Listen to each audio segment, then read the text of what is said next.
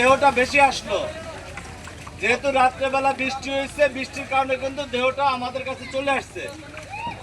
আপনাদের আন্তরিকতাভাবে ধন্যবাদ যে আপনারা অনেকে দেখে যে কোনো লাশ থাকলে আস্তে আস্তে দায়িত্ব এড়ানোর জন্য সরাই দেয় না। কিন্তু আমি কিন্তু শোনার সঙ্গে সঙ্গে কিন্তু আপনাদের বলছি যে আপনি দেহটা আটকান, আমি আসছি। তারপরে কিন্তু ওই জায়গায় আপনারা ভয়ে তার কাছে কেউ যায় না, হয়েছে না?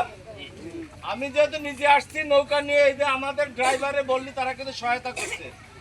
এরকম সহায়তা যদি আপনারা করেন, আল্লাহর আমাদের সমস্যা নাই। এই আমাদের দেশীয় লাশ হইতে পারে, বিদেশি লোক হইতে পারে, কারণ এটা বর্ডার এলাকা।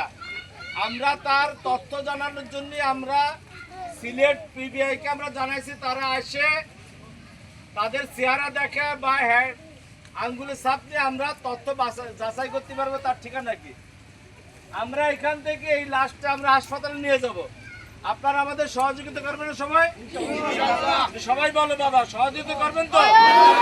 যারা আমাদের সহযোগিতা করছেন আমাদের বাংলাদেশ পুলিশের পক্ষ থেকে সবাইকে ধন্যবাদ। আমি এখন এটা নেব, প্লাস্টিকের পাশাপাশি আমরা বডি ব্যাগ নিয়ে আসছি। কই এই বডি ব্যাগে আমরা তুলবো, আমরাই তুলবো, আপনারা আমাদের সহযোগিতা করবেন।